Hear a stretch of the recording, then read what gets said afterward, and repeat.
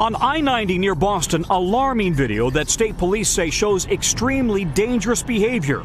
A man and woman both apparently asleep in the front seat as their Tesla seems to keep driving, presumably in autopilot mode. So Tesla cars have this semi-self-driving driver assistance system called Tesla Autopilot. And weirdly and dangerously, as you saw in this clip, there still seems to be this public perception that somehow Tesla Autopilot equals full self-driving. And it's not, dear God, it's not. And Tesla have to do a lot to remind people of that. Legit, the car will beep and go crazy in situations that it can't handle itself, and it will alert the driver to please take over. The law literally mandates that even with autopilot mode engaged, you still have to, by law, have both your hands on the steering wheel and be fully alert as if you were driving the car. That's the law. And that is with good reason, because Tesla Autopilot and Tesla full self-driving are still works in progress. And trust me, there are so many situations that Tesla Autopilot cannot handle by itself as of right now.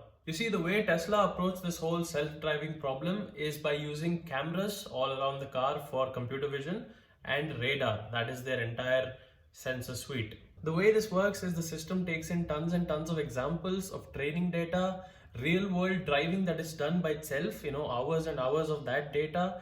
All of this is fed into a neural network, which essentially at the end of it, the AI learns how to drive by itself. And with all of this being in a developmental phase, a learning process for the AI, just as it could be for you in a learning phase, there's going to be moments of brilliance and there's going to be moments of utter stupidity. So self-driving car having moments of utter stupidity. Having said that, in this video, let's have a look at Tesla Autopilot in action out on the road in real life, having moments of brilliance where it actually predicts and avoids accidents, and then the moments of madness and stupidity where there are fails and there are big crashes. Also, just note that in this video, we're only talking about Tesla Autopilot. Tesla full self-driving is also a thing, the next step, which is already in progress, in development. It's in beta testing,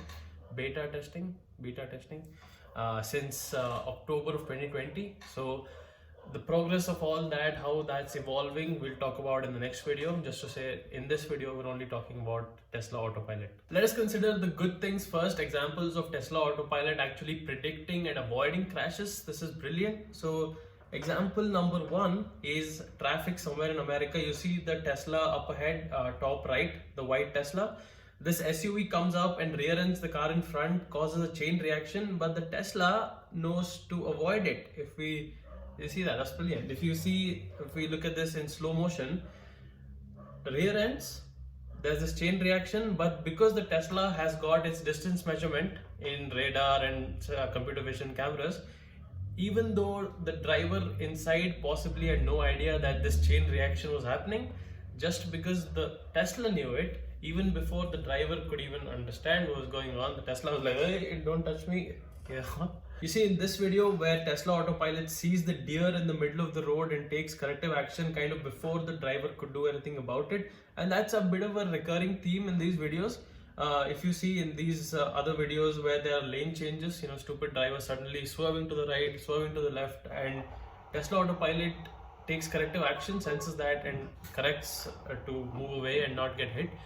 The drivers who are in those scenarios have quite often reported that the Tesla Autopilot did something before their human intuition could do something about it, because all of this was almost in their line of sight and available for human intuition, as opposed to the other video where the car getting rear-ended, that you had no idea what was going on.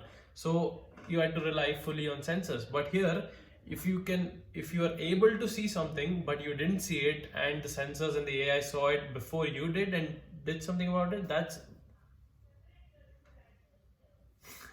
But the best of them all, the best one I've seen so far is this one. Just watch it and I'll tell you what's going on if you didn't get it. Right? Do you see that? Do you hear how quickly that alert came on?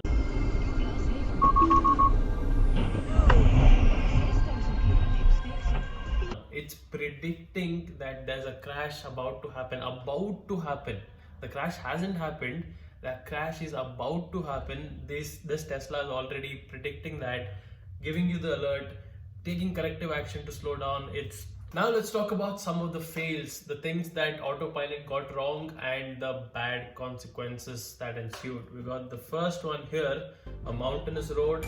Here autopilot gets its lane detection and monitoring all wrong. The car is going too fast anyway on this mountainous road.